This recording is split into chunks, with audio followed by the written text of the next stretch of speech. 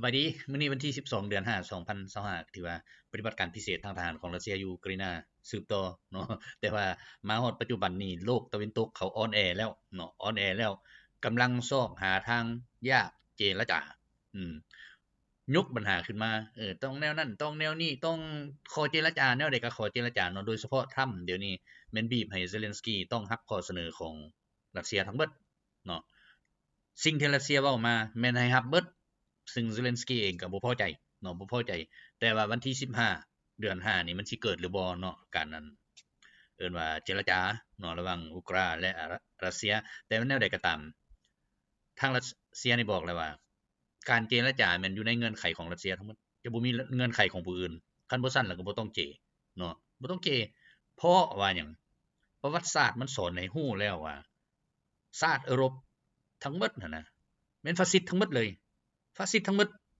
ในระยะสงครามโลกครั้งที่2ผู้ที่มาตายอยู่ในดินแดนโซเวียตนี่มันเยอรมันน้อยเดียวนึงเนาะเหลือนั้นเป็นไผจักประเทศใดตัวประเทศใดจักฝรั่งจักอังกฤษจักอีหยังจักโปรตุเกสจักอีหยังมาเป็นกองทัพเป็นกองพลเนาะบุกเข้ามาดินแดนโซเวียตซึ่งว่าโซเวียตปราบปรามแล้วก็จนได้ชัยชนะอยู่ในหันจับเป็นเสลยฮู้บ่เสลยเยอรมันก็บ่ได้หลายเนาะเรือนั้นเป็นชาติยุโรปทั้งหมดซึ่งเขาอยู่ปนเปกันอยู่หั่นแหละอันนี้ฉะนั้นมาฮอดคู่มือนี่นะเขาอยากแก้แค้นเขาเอิ้นอยากแก้แค้นก็เลยเฮ็ดเอาอุกราอินานี่เป็นจุดเข้าเนาะในการสร้างข้อขัดแย้งในเบื้องต้นนี่เขาคิดแล้วว่าเขาจะเอาภายใน6เดือนให้สำเร็จแต่ว่าในผ่านไป6เดือนบ่เกิดหยังเนาะซ้ำบ่พอตัวเองสิตายมาฮอดคู่มือตัวเองสิตายแล้วหาวิธีทางยากเจรจาโดยให้อเมริกาเป็นผู้ยกปัญหาการเจรจาขึ้นมาเนาะอันนี้ถ้าเบิ่งนำกันเรื่องไปเจรจารัสเซียไปบ่ไปแต่ว่าในเงื่อนไขที่รัสเซียบอกแล้วว่าต้องเอาตามเงื่อนไขของรัสเซียคันบ่ซั้นก็บ่ต้องเว้ากันเนาะบ่ต้องเว้าเพราะว่าผ่านมาหั่นมันเป็นแนวนั้นแล้วเดี๋ยวนี้นะเป็นแนวนั้นแหละเบิดยุโรปส่งคนเข้ามาอยู่ในอุกราอินาเพื่อต่อต้านรัสเซียทุกประเทศเลยเนาะการนำประเทศนั้นหั่นแม่นทุกการนำอีกหมายความว่าโฮมโตกันเพื่อปราบรัสเซียยังแต่ 2-3 การนำเท่านั้นที่บ่ยอมเฮ็ดเนาะซึ่งก็ถือเขาเจ้าหั่นเว้าแท้ๆเลยมันความบาดแล้ว ความบาดแล้วแม้แต่สิขี่ยนต์มามอสโกนี่นะยังบ่ให้ผ่านดินแดนตัวเองคือนายกของสโลวีเนียบินมาอยากมาร่วมงานนั่นฉลอง80ปีชัยชนะเหนือฟาสซิสต์บ่ให้ผ่านประเทศเขาก็ไปทางไหมเนาะแต่สุดท้ายเขาไปเว้าอยู่ในสภายุโรปแล้วเว้าแนวใดแล้วว่านี่ว่าประชาธิปไตยคำเว้าของเฮาว่าประชาธิปไตยมันบ่มีเดี๋ยวนี้นะแม้แต่คนตัวเองนี่นะยังต้านกันต่อต้านกันยังขัดแย้งกันอยู่มันสิเอิ้นประชาธิปไตยแนวใดเดี๋ยวนี้ชาวโลกเขาฮู้แล้วมันบ่แม่นประชาธิปไตยพวกนั้นคือพวกฟาสซิสต์ทั้งหมดโดยมีอเมริกาเป็นหัวโปต่อมาก็อังกฤษต่อมาก็ฝรั่งเยอรมันเบนซิกบ่อีหยังต่างๆเนาะเป็นฟาสซิสต์ทั้งหมดแต่มันเป็นฟาสซิสต์ใหม่เขาก็เอิ้นแนวนาซีซื่อๆเนาะเขาฆ่ากวาดล้างเรียบพวกที่เว้าภาษารัสเซียพันหยังต่างๆคันอยู่ผู้นึงผู้เดียวแล้วมันเรียบร้อยเนาะแต่มามื้อนี้นี่มันเริ่มเห็นแล้วฉลองงานครบรอบ80ปีชัยชนะเหนือฟาสซิสต์หลายๆประเทศเขาก็ออกมาเดี๋ยวนี้แสดงความม่วนซื่นลื่นเริงนำในต่อชัยชนะครั้งนี้เยอรมันก็ออกมาฝรั่งก็ออกมาแสดงว่าเขาพร้อมที่จะสู้เดี๋ยวนี้คันว่ามีแฮงช่วยหนุนเขาพร้อมเฮ็ดฉะนั้นอันนี้ถ้าเบิ่งนำกันเนาะเบิ่งนำกันพวกเขาหั่นอ่อนแอแล้วเดี๋ยวนี้บ่มีหยังแล้วเนาะได้แต่เยี่ยวๆๆๆกันไปซื้อต่างแต่ว่ารัสเซียนี่สิไปเฮ็ดแฮงบ่ก็บ่เฮ็ดเอาอยู่นี่แหละมันเข้ามานี่ก็แม่นปราบมันอยู่นี่มันเข้ามาอุกราอินาก็ปราบอยู่ในอุกราอินามันเข้ามาดินแดนรัสเซียก็ปราบอยู่ในนี้แล้วมีประเทศหลายๆประเทศเอิ้นว่าอยากช่วยรัสเซียเพราะผ่านมาโซเวียตเคยไปช่วยหลายประเทศในโลกในการปลดปล่อยชาติคือเวียดนามคันบ่มีโซเวียตช่วยเหลือยาสุคิดว่าสิได้ชัยชนะเนาะ 1,000% โลดบ่มีทาง เพราะว่าอเมริกามันอยู่เหนือฟ้าพุ่นเจ้าแล้วมันบ่มีอันอีหยังต่อต้านอากาศเนาะฉะนั้นรัสเซียเอาลูกศรไฟให้เอากำลังแบบเอายนต์ให้เอาหยังให้สู้จึงชนะเนาะอันนี้นี่แหละจึงเอิ้นว่าความสามัคคีเห็นบ่ฉะนั้นลาวเฮาคือกันคันบ่มีโซเวียตสมัยนั้นเข้ามาสนับสนุนก็คือสิบ่ชนะเนาะสิว่าได้ก็ว่าเพราะบ่มีอาวุธบ่มีโรงงานผลิตหยังหมดฉะนั้นแหละอันนี้คือคุณความดีที่ต้องจดจำเนาะซึ่งพวกยุโรปทั้งหลายหั่นน่ะเขาบ่มีความจดจำสมองเขามีแต่เฮโรอีนเข้าไปแม้แต่เลือกนายเขายังเอาผู้ที่อันเสพเฮโรอีนน่ะนะพงขาวอยู่หน้าโต๊ะนะมีหลอดดูดพร้อมเห็นบ่เขาเอากันนี่แหละฉะนั้นทำมันจึงบอกว่าเฮ็ดกับพวกยาเสพติดนี่นะมีแต่ทิ่มมันเลยโลดคันมันติดทั่วประเทศก็มันทำลายมันเลยยุโรปบ่ต้องเอาไว้อีกมันสิเป็นนั่นผีปลาซ่าใหญ่ๆอยู่หั่นก็ย่าหัวมันเนาะทำก็บ่สนใจแล้วเดี๋ยวนี้ทำนี่สนใจอยากร่วมมือกับจีนกับรัสเซียแหละเอ้าเดี๋ยวนี้อ่อนยอมแล้วเด้เรื่องอันภาษีกับจีนอ่อนยอมแล้วจีนบ่ติงแต่สุดท้ายตัวเองยกขึ้นสุดท้ายมาเดี๋ยวนี้มาขอว่าวันที่15นี่สิเจรจาอีกห้องขอให้อันเซเลนสกี้นี่เจรจากับรัสเซียแต่ตัวเองก็ห้องขอเจรจากับจีนเบื้องนี้ยุติสนามรบให้หยุดยิงเบื้องนี้ก็หยุดยิงคือกันด้านการค้า ได้ยินข่าวแมวๆว่าทำจะลดภาษีลงให้ฮอด 30% จีนก็ว่าคันลดซำนั้นจีนนี่บ่เว้าเลยค่อยเอาแต่ 10% พอแล้วบ่เอาหลายดอกเพราะว่าอยากบ่อยากค่อยได้ขายหลายกว่าเจ้าขายทั่วโลกเลยเนาะอเมริกามีแต่ซื้อเด้เฮ็ดนั่นแหละนะเอาแม่ขึ้นแม่แน่ยังบ่ต้องเอาลงโลดคันแน่น่ะเฮ็ดมามีปัญญาบ่อันบอกนายหั่นว่าแน่แล้วยืนไว้โลดตัวเองนั่นสิตายกินภาษีไปจักเท่าไหร่เปอร์เซ็นต์คันเอา150%จีนก็เอา 150% เป็น 300% มึงก็เฮ็ดโลดแหละอันนี้ฉะนั้นแหละอันนี้แหละนี่ว่าการลดภาษีเนาะของอเมริกายังลดลงมาอยู่ 30% จีนลดลงมา 10% ฉะนั้นแหละถ้าเบิ่งกันไปว่าวันที่15เนาะมันสิเป็นจังได๋ทั้ง2การเจรจามันสิเกิดบ่เกิดเนาะเพราะนั่นแหละเพราะอเมริกามันก็คือกันนั่นแหละลบลี้นปีนความแบบพวกให้มาแหละลบลี้นปีนความสุดท้ายมาเดี๋ยวนี้เว้าเรื่องอันลาวนี่นะเนาะชายแดนลาวนี่มันก็เว้าไปฮอบทีบจักกองกำลังใส่มาแต่พม่ามาแต่ใส่เว้าเรื่องยาเสพติดสุดท้ายหัวมันหันแดกไปเบิ่งเอาได้หมากองเนาะมีฮอดอยู่หน้าโต๊ะพุทธฉะนั้นสู้บ่ต้องเว้าทิ่มใส่ชาติอื่นน่ะสู้บ่สู้เคารพบูชาน่ะเขาแฮงเฮ็ดให้เห็นนะอันนี้พากันเว้าสุดท้ายคนอเมริกาขายหน้ากันเองว่าสิ่งทั้งหมดที่เฮ็ดแม่นคนมงอยู่อันไทยหั่นมาเคลื่อนไหวมงเองเว้ากันเองเด้เดี๋ยวนี้มงอเมริกาเว้าเด้เดี๋ยวนี้เนาะข้าพเจ้าก็เฮ็ดเขาลงมามีฮอดรูปฮอดหอยมีฮอดเบอร์รถจักรอยู่จังหวัดได้มีเบิดเลยเคลื่อนไหวสร้างกองกำลังขึ้นเพื่อเอามาตีมารบกวนเห็นบ่เพื่อให้ทั้งนั้นหันเฮาให้ทั้งอันพวกอยู่อเมริกาเฮาพวกอยู่ฝรั่งหันเฮามาโลดเนาะทั้งที่ความสงบนี่มันมีมานับแต่วันที่4มานี่บ่ได้มีหยังเกิดขึ้นแล้วแต่เขาพากันเฮาเรื่องเดียวเฮา100ปีพุ่นเพราะสมองเขามีส่ำนั้นเป็นนั่นนี่แหละฉะนั้นนี่แหละจึงว่าทางรัสเซียจึงบอกว่าฟาสซิสต์มันมีอยู่ไสชาติตะวันตกทั้งหมดแม่นฟาสซิสต์เดี๋ยวนี้เขากำฟาสซิสต์อยู่เขาเฮ็ดแบบนั้นมาเนาะฉะนั้นแหละผู้ใดไปเอาแนวคิดของเขามาก็แม่นฮู้เดียวเนาะความเดียวบ่มีความคิดอื่นเลยตั้งใจเว้าหยังก็แม่นเว้าแต่อันเดียวมันเป็นนั้นเด้เนาะคือแนวนี้แหละนี่การฉลองครบรอบ80 ปีของรัสเซียต่อชัยชนะเหนือฟาสซิสต์นี่ประกาศหยุดยิงเต็มวันที่8หาวันที่11แต่ฝ่ายเขาหยุดยิงบ่ได้หยุดเลยบ่ได้หยุดรวมทั้งหมดการละเมิดการหยุดยิง3วันนี่อุกราอเมริกา NATO ล่วงละเมิดทั้งหมด 14,043 ครั้งน้อยวะเนาะหาร3มื้อลงมั้ยอันนี้เห็นเลยเนาะซ้ำบ่พอเขายังพยายามบุกโจมตีอันเบลกราดอีกจักครั้งหยัง37 ครั้งใน3มื้อ37 ครั้งแต่ว่าถูกปราบเบิด เพราะว่าหยังเขาบ่ได้สนใจเรื่องหยังทั้งหมดเลยเนาะ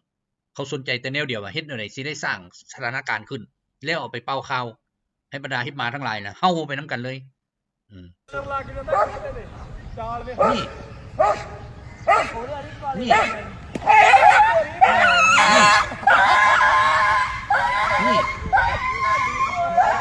นี่ฉะนั้นแหละบัดถึกเขาเตะปากแล้วห้องยิงๆขึ้นหลังเนาะมีภาพตัวนึงที่เอาลงใส่เบิ่ง เป็นตาหัวเด้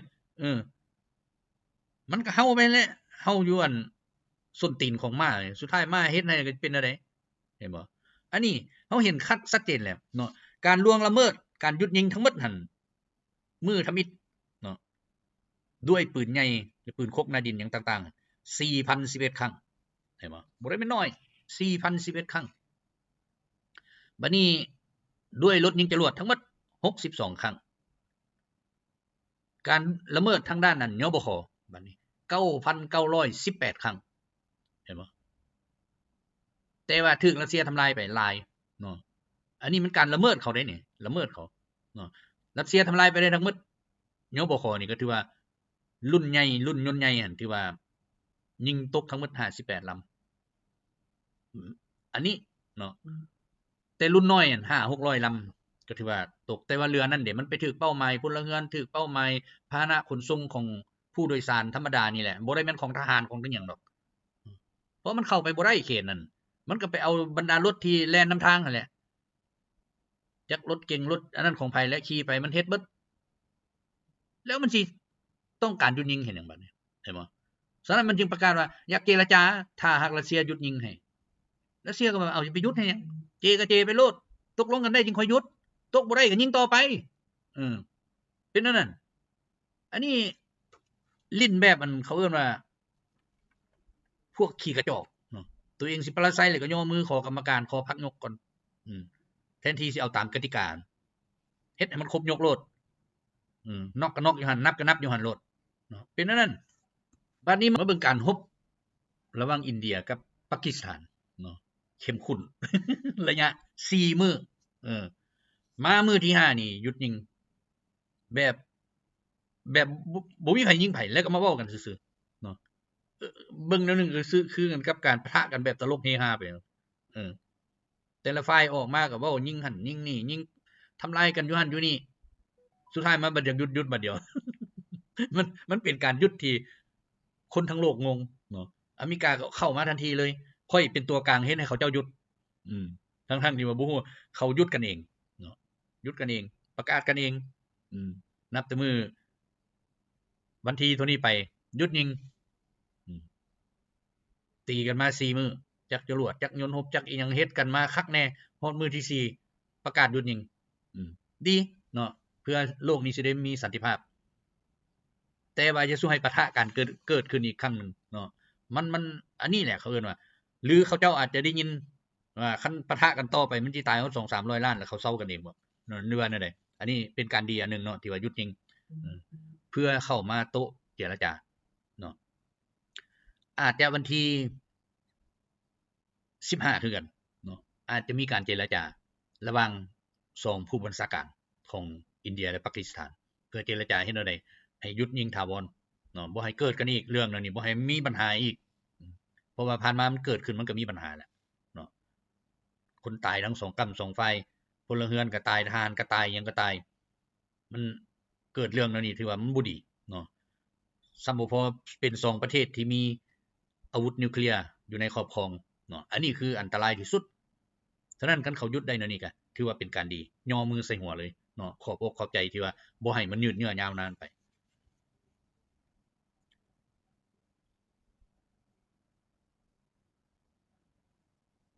บัดนี้มาเบิ่งในเมื่อมันเกิดมีปัญหาเศรษฐกิจแนวนี้เนาะเพราะว่าฝ่ายตะวันตกเดี๋ยวนี้มันอ่อนแอแล้วบอนที่มันไปพัวพันบอนที่มันไปลงทุนบอนที่มันไปเอิ้นว่าขี้ลักเอาทรัพยากรเขาผ่านมาน่ะเฮ็ดให้บรรดาประเทศนั้นๆหั่นลุกฮือขึ้นขับไล่พวกนี้ออกเนาะหนึ่งในหันก็มีประเทศนิเจียเนาะนิเจียบ่แม่นนิเกรีเด้เนาะนิเจียก็ถือว่าเดินทางมามอสโกขอเจรจา ขอความช่วยเหลือจากรัสเซียด้านเศรษฐกิจและด้านการทหารขอให้ช่วยได้พวกเฮาบ่มีหยังแล้วมีแต่ทรัพยากรธรรมชาติที่มีอยู่ในปัจจุบันนี้ที่ชาติยุโรปมันเอาไปบ่เบิดยังมีอยู่เนาะฉะนั้นให้เข้าไปขอให้เข้าไปช่วยเหลือสร้างช่วยเหลือช่วยเหลือพัฒนาเฮ็ดแนวใดก็อย่าตามใจทานโลดขอให้มันเป็นเศรษฐกิจให้พวกเฮาเขาเข้ามานั่นเดี๋ยวนี้รัสเซียก็รับปากเลยเห็นดีจะให้ความช่วยเหลือในการสร้างพัฒนาเศรษฐกิจและการทหารอันนี้เขาเห็นนำกันชัดเจนแล้วบ่พอแต่เท่านั้นเนาะมีประเทศอีกอันประเทศอันน่ะกาบอนก็อยู่แอฟริกาคือกันแต่ว่าอยู่ฝาก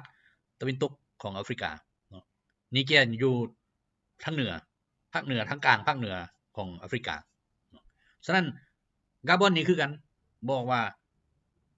พวกเฮานี่จะบ่ให้ชาติตะวันตกชาติใดๆทั้งหมดเข้ามาลงทุนและเข้ามาร่วมมือกับพวกเฮาบ่รับพวกเฮาจะให้รัสเซียเข้าไปพัฒนาเอาเด้บาดนี้ชาติแอฟริกาทั้งหลายนี่เห็นแล้วเด้บาดนี้เนาะฉะนั้นรัสเซียก็บอกว่าบ่เป็นหยังเพราะกาบอนนี่นะมีแหล่งทรัพยากรน้ำมันแหล่งทรัพยากรธรรมชาติจำนวนหลวงหลายเนาะแล้วก็แหล่งทรัพยากรอื่นๆอีกเป็นประเทศที่อุดมสมบูรณ์ว่าซั่นซะเนาะจากก๊าซจากน้ำมันจากอีหยังฉะนั้นรัสเซียก็บอกว่าพร้อมที่จะให้ความช่วยเหลือถ้าพวกท่านต้องการขอความช่วยเหลือให้พวกเฮ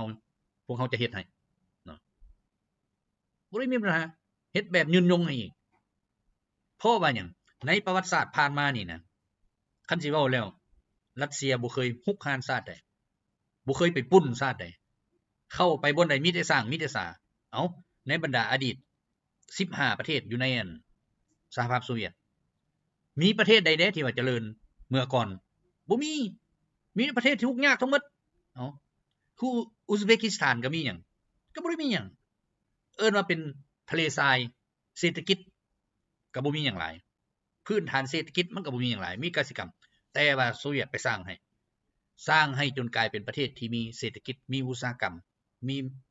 พลังงานที่เป็นของตัวเองเห็นบ่จนเจริญฮอดทุกมื้อนี้แยกตัวออกไปก็อยู่ได้ตาซิกิสถานนี่คือกันคาซัคสถานนี่คือกันเห็นบ่โซเวียตจึงบอกว่ารัสเซียเข้าไปบ่ได้มีแต่สร้างแต่สร้างมีแต่พัฒนาสร้างความรู้สร้างโรงเรียนโรงหมอหยังต่างๆให้ถนนหนทางให้บ่เคยเอาทรัพยากรของเขาไปขายกินคืนกับพวกตะวันตกเห็นบ่เป็นอันนั้นเข้าไปอัฟกานิสถานก็สร้างให้อัฟกานิสถานจนว่ามีมหาวิทยาลัยมีครบทุกอย่างแต่สุดท้ายมาตาลิบันที่ขวางการพัฒนาไปร่วมมืออเมริกาสุดท้ายโซเวียตถอนออกเป็นอะไรล่ะพังทลายเละตุ้มเปะมาฮอดทุกมื้อนี้บ่มีหยังเจริญขึ้นบ่มีหยังพัฒนาขึ้นมีแต่อเมริกามีหยังในทรัพยากรทรัพย์ในดินสินในน้ำมันคนเอาหมดแล้วมันสร้างหยังให้บ่ได้สร้างหยังสร้างแต่ลูกระเบิดไปให้ยิงกันฆ่ากันทำลายกันเท่านั้นสุดท้ายกลุ่มตาลิบันนี่นะที่ว่าเคยต่อต้านโซเวียตแต่เก่าเดี๋ยวนี้กลับมาขอให้โซเวียตให้รัสเซียนี่ไปสร้างประชาคือเก่าเนาะมีทรัพยากรหยังอยู่หั่นก็ให้ไปสร้างประชาพัฒนาให้เฮาได้ว่าเป็นนั่นคงมันเห็นเลยในการพัฒนาจากประเทศที่บ่มีวิศวกรจักคนกลายมาเป็นประเทศที่มีวิศวกรปีนึงสร้างขึ้นมาได้หลายร้อยหลายพันแล้วเอามาสร้างมาพัฒนาประเทศชาติแต่ว่าพวกนายทุนเข้าไปนี่สร้างบ่วิศวกรสร้างให้แล้วมันสร้างบอกว่าให้มีแต่โกงวิศวกรโกงปริญญาโทโกงปริญญาเอกโกงบ่มีไผคิดเห็นประเทศชาติบ้านเมืองบ่มีไผคิดเห็นหยังหมด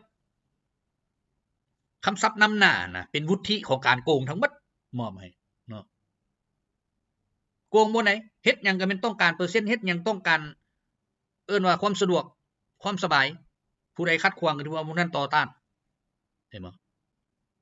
ฉะนั้นเดี๋ยวนี้เขาฮู้แล้วเขาเห็นแล้วโลกมันที่ประเทศบรรดาที่ปลดแอกจากตัวอันนั้นจากการครอบครองของพวกตะวันตกจึงหันหน้าไปหารัสเซียมันเพราะว่าฮู้แล้วว่าคันเฮ็ดกับรัสเซียมีแต่การพัฒนาจะบ่มีการ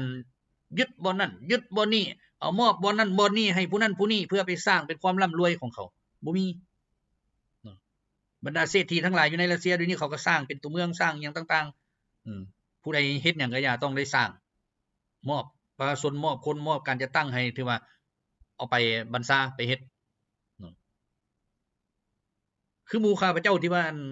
คุณคนค้ำมันแหละมีคนอยู่ในการปกครองบ่แม่นน้อยเป็นแสนจักโรงเรียนจักโรงหมอจักการศึกษาจักทหารตำรวจยังอยู่ในโครงการของเขามีเบิดเนาะแต่ว่าใครแต่หมอมีบ่อค้ำอยู่ในมือ2,500 ต้นเนาะขุดไปเดี๋ยวนี้ขุดได้ปีนึง40 ต้น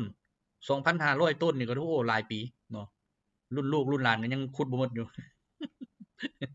อันนี้แหละเขาจริงว่าแต่ว่าเขาได้รับมอบหมายหน้าที่ให้พัฒนาองค์กรเนาะให้มันเจริญก้าวหน้าบ่แม่นว่าสิได้มาแล้วเสรีบีหัวหยังต่างๆอยากเอาไผมาขึ้นกับตัวเองอยากซื้อจ้างอำนาจการปกครองมาขึ้นกับตัวเองเขาบ่เฮ็ดนั่นเขาก็ไปคือคนธรรมดานี่ในที่สุดเวียกของเขาเป็นเวียกเพื่อสังคมซะเห็นบ่เพราะว่าประเทศกว้างใหญ่ไพศาลรัฐบาลสิไปทั่วมันก็ไปบ่ได้ก็อาศัยบุคคลผู้ที่มีความรู้ความสามารถเฮ็ดให้มันเกิดเฮ็ดให้มันได้ผู้ใดเฮ็ดบ่เกิดมันจับเข้าคุกก็เท่านั้นเนาะหลายคนมันก็เข้าคุกก็ย้อนเฮ็ดแล้วโกงเฮ็ดแล้วทำลายเนาะซึ่งประวัติศาสตร์บ่มีผลได้รับหยังหมดก็ถือว่าถูกคุกอันนั้นเป็นนั่นฉะนั้นแหละเดี๋ยวนี้นี่ศาสตร์ต่างๆในโลกนี่ที่หลุดออกจากแอกปกครองของพวกตะวันตกนี่ยังหันหน้าบัดนี้ถึงสิบ่แม่นคอมมิวนิสต์บ่แม่นสังคมนิยมก็อย่าแต่ว่า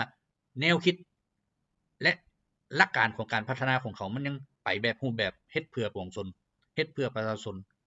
ฉะนั้นเขาก็ว่าคันเฮ็ดแนวนี้ก็ดีเอาพัฒนาค่อยแดคนข่อยนี่บ่มีความรู้ความสามารถหลายช่วยสร้างซาพัฒนาให้ค่อยแดเศรษฐกิจมีแนวนี้แหละเอาวิชาการมาอ่านเบิ่งให้ค่อยแดเฮ็ดให้ค่อยแดมันเป็นนั่นน่ะสุดท้ายเขาก็เฮ็ดทั้งรัสเซียก็ตกลงเนาะ2ประเทศนี้ที่ว่าเดี๋ยวนี้เขาเอิ้นว่ารัสเซียนับมือนับได้พันธมิตรใหม่ๆมาเลยเนาะ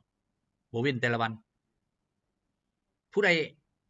อยากเฮ็ดก็เฮ็ดบ่เฮ็ดแล้วก็สุดแล้วเนาะแบบยุโรปนั่นแหละบ่เฮ็ดข้อยก็บ่ได้ง้อเจ้าบ่ง้อเพราะว่าข้อยบ่ได้เอาหยังนำเจ้าพอพิลึกถึงหน้าก่อนเจ้าสิมีเจียเสร็จก้นก็มาเอาไม้ข่อยนี่ไปโรงงานผลิตเจ้าก็ไปเฮ็ดเนาะเฮ็ดแล้วออกมาก็ขายไปทั่วยุโรปเดี๋ยวนี้แฟงวังนะกิจการตัวนี้ถือว่าปิดแล้วเพราะว่าบ่มีไม้ตะกี้เอาไม้ปีนึง$5,000 ล้านมูลค่ามันเพื่อเอาไปผลิตแต่เดี๋ยวนี้บ่มีไม้ได้เฮ็ดแนวใดมันก็ปิดกิจการไปบ่รอดคันไปบ่รอดได้คนตกงานเป็นจังได๋บัดนี้ความวุ่นวายมันก็เกิดขึ้นแต่กี้ตัวเองอาศัยเขาอยู่อาศัยเขากินอาศัยทุกอย่างเนาะแต่มามื้อนี้ว่าไปร่วมมือกับฟาสซิสต์แหละเพราะเข้ามาอุกราอินี่1ปราบผู้ที่เว้าภาษารัสเซียเอิ้นว่าสั่งแฮงอันนี้นะบ่ให้มีถ้าบ่แม่นฟาสซิสต์มันสิเฮ็ดได้แนวนั้นเนาะทั้งๆที่คนตัวเองแม้แต่ผู้บัญชาการแม้แต่มันเป็นประธานาธิบดีมันก็เว้าภาษารัสเซียอยู่แล้ว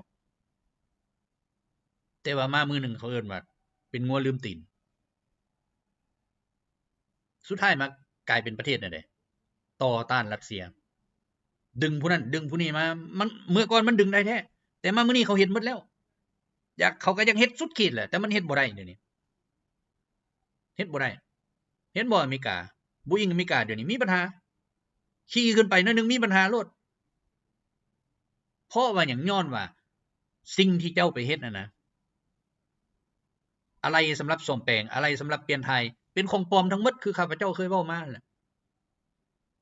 เอาไปใส่ตีนจนในตีนก็บ่กลางจนนั้นมันก็มีปัญหาไปเบิดแหละถ้ามื้อใดเจ้าหักยังบ่ร่วมมือ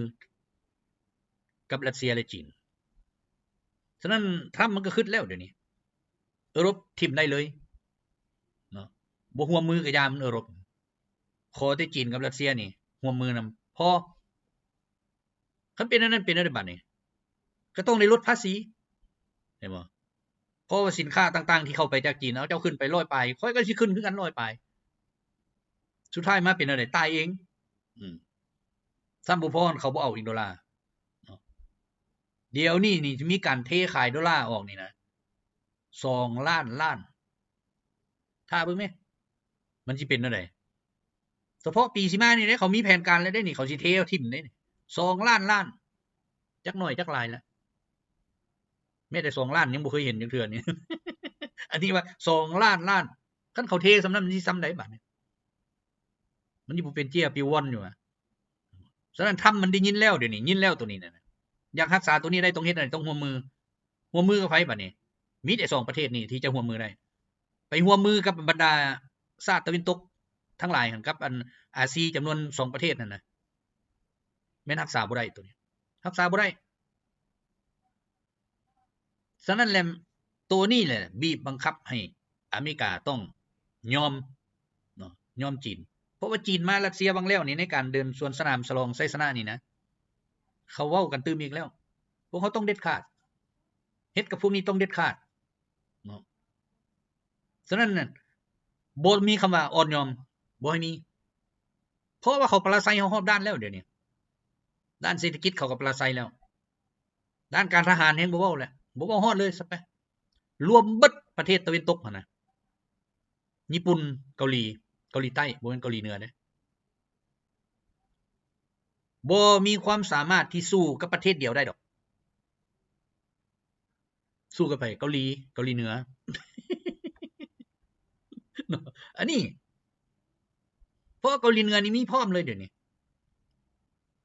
แม้แต่คำว่าสิส่งทหารเกาหลีเหนือมา 200,000 มายึดเอาแผ่นดินรัสเซียนี่คืนจากการครอบครองของพวกตะวันตกใน2แคว้น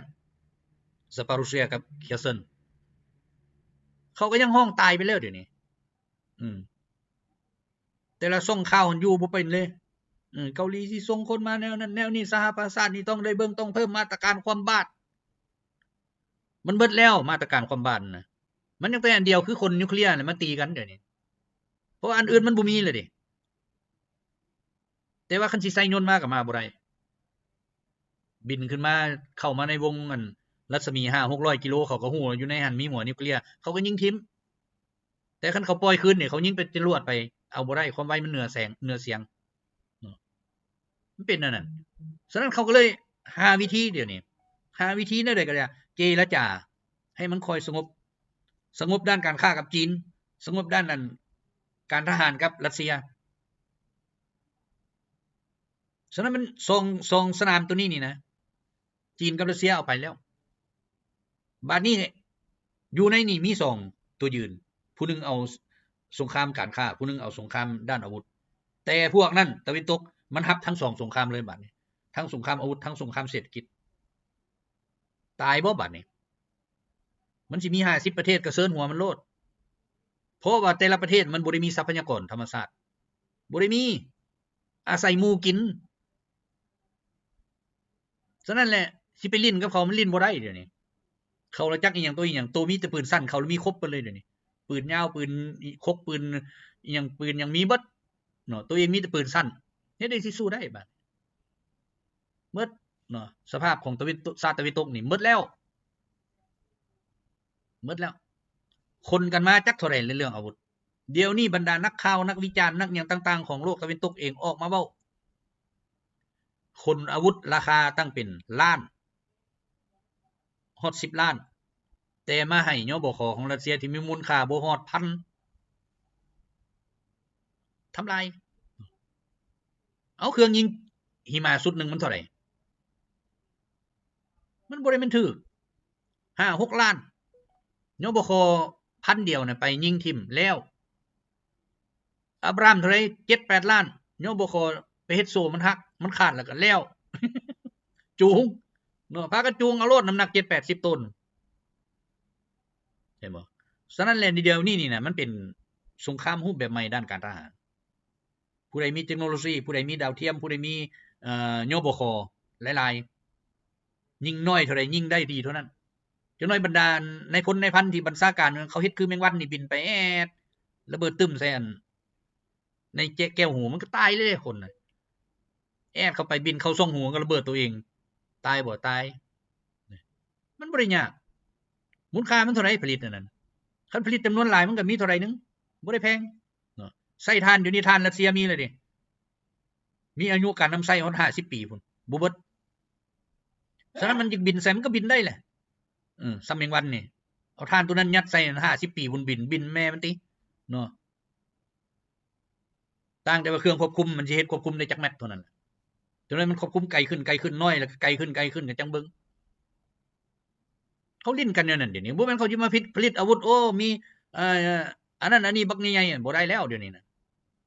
จนน้อยยนต์ฮบมันนะเขาเอาตัวเท่าปมือนี่เฮ็ดอันนั้นแมงขี้กระนุนนี่บินไปลอยเข้าไปอยู่ในปล่องอากาศเข้าไประเบิดใส่ใบอัน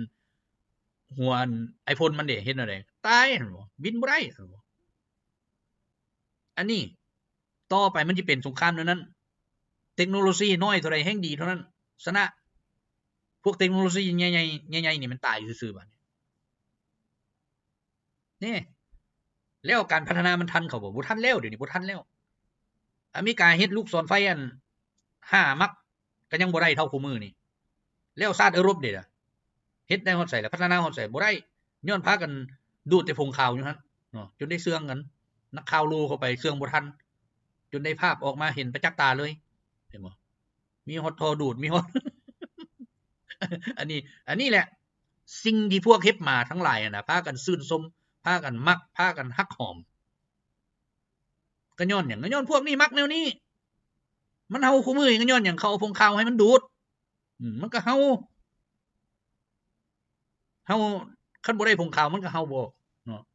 เป็นนั่นเขาลิ้นกันนั่นเดี๋ยวนี้ฉะนั้นเดี๋ยวนี้นี่นะบรรดาคู่แข่งในการชิงตำแหน่งต่างๆนี่อยู่โปโลยบ่ทันเว้าอื่นไกลชิงตำแหน่งประธานาธิบดีโปโลยเอาคนนี่ไปปลดทุงอุกราอินาลงจากกันสภาของกันโปโลย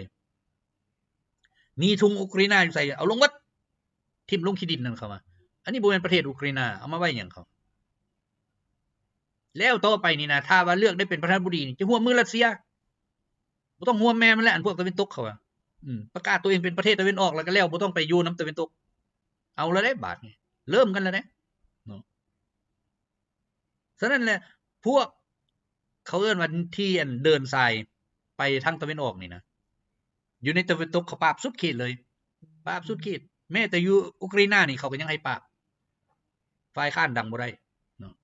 มันเป็นอันนั้นฉะนั้นแหละอันนี้เฮาจึงเห็นนํกันว่าระบบการเมืองคู่มือนี่นะเนาะแม่นถูกฟาสซิสต์ครอบครองเพราะว่าชาติตะวันตกแม่นฟาสซิสต์หมดแหละทีนี้เนาะฉะนั้นทำมันก็ต้องปราบฟาสซิสต์คือกันคันมันอยากร่วมมือกับ 2-3 ประเทศต้องได้ปราบเนาะบ่ปราบบ่ได้อันนี้เป็นอันนั้นเอาบัดนี้มาเบิ่งปฏิบัติการพิเศษทางทหารเนาะเริ่มแต่วันที่10เป็นต้นมาเนาะเพราะว่าวันที่9เว้าไปแล้วเป็นวันฉลองครบรอบ80 ปีอันนั้นชัยชนะเหนือฟาสซิสต์นั่นเนาะแต่ว่ามาวันที่10นี่ฆ่าตายไปทั้งหมด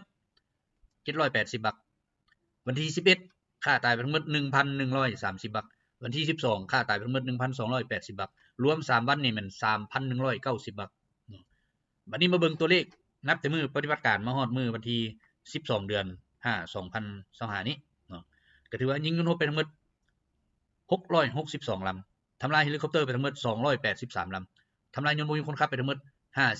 56,870 ลำทำลายรถลูกศรฐานยิงลูกศรทั้งหมด605ชุดทำลายรถตั้งยานก่อสู้รบต่างๆ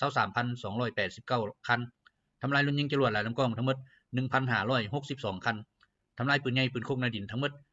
24,742 ชุดทำลายเทคนิคพิเศษทางทหารและพาหนะขนส่งต่างๆ 35,322 ชุดก็ถือว่าเป็นอันนั้นได้เนาะนับแต่มือปฏิบัติการมาฮอดมื้อนี้นี่เห็นแล้วอาวุธยุทโธปกรณ์หมดหลายปานใดล่ะ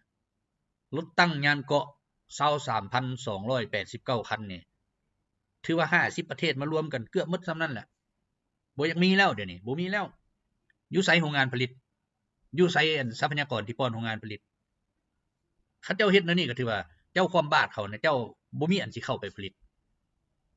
ขอหยุดเดือนนึงหยุดยิงไปผลิตก็สิได้เท่าใดเดือนนึงคันว่าลูกปืนใหญ่400ลูกต่อมื้อเดือนนึงก็ได้ 1,200 ลูกก็เท่านั้นเนาะหรือว่า 12,000 ลูก 12,000 ลูกเอาไปเฮ็ดหยัง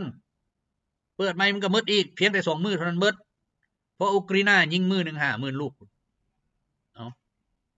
มันบ่ได้ยิงหยังมันยิงทั่วทิพย์ทั่วแดนไปเนาะฉะนั้นอันนี้เฮ็ดให้เราเห็นแล้วว่าชาติต่างๆในโลกนี่เริ่มเนาะเริ่มเข้าใจปัญหาเริ่มฮู้จักว่าควรร่วมมือกับไผและบ่ร่วมมือกับไผเนาะ โดยเฉพาะ South Africa นี่เขาเริ่มแล้วส่งคณะมาเลยเนาะขอความช่วยเหลือเขาเว้าว่าขอความช่วยเหลือโลดเขาบ่ได้ว่าขอเจรจาซื้ออันนั้นซื้อนี่เขาบอกว่าเขาบ่มีเงินน่ะเดี๋ยวนี้น่ะขอความช่วยเหลือน่ะเฮ็ดให้ได้บ่เนาะอันนี้ข้อยก็บ่มีนี่อันนี้ก็บ่มีอันนี้ก็บ่มีนี่เฮ็ดให้ข้อยได้บ่แต่ว่าทางรัสเซียรับปากว่าเฮ็ดได้เนาะก็ท่าเบิ่งกันต่อไปว่าสิเป็นจั่งใดเนาะโดยเฉพาะ2ประเทศนี่ที่ว่าไปขอความร่วมมือก่อนหมู่เนาะคือนิเจียกับอันน่ะกาบอนเนาะที่ว่าเฮาจะเห็นนํกันในขั้นต่อไปเนาะเอาขอให้ทุกท่านสบายดี